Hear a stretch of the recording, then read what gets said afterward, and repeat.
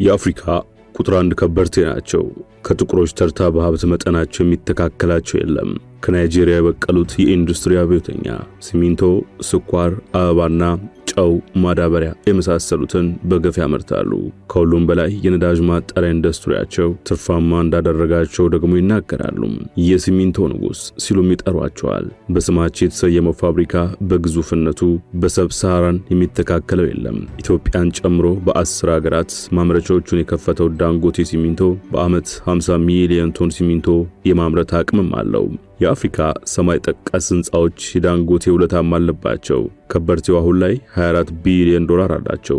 ጠንካራ ሰራተኛ ናቸው። ደግሞም እንደ አረቡ ዓለም ከበርቴዎች ደልቀቅ ብለው መኖሩን ያውቁበታል። በናይጄሪያና በተለያዩ ከተሞች እጅን በአፍ የሚያስጭን አስደማሚና ውድ ቪላዎችም አሏቸው። ከዚህ የበለጠ ስለ ሰውየው ያልተሰሙ መረጃዎችን ደግሞ በተከታዩ ተረካችን ትሰሙታላችሁ።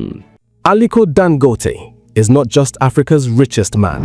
He is a symbol of what African entrepreneurship can achieve when vision meets relentless determination and strategic thinking. His story is one of transformation, not just of his own fortune, but of an entire continent's industrial landscape.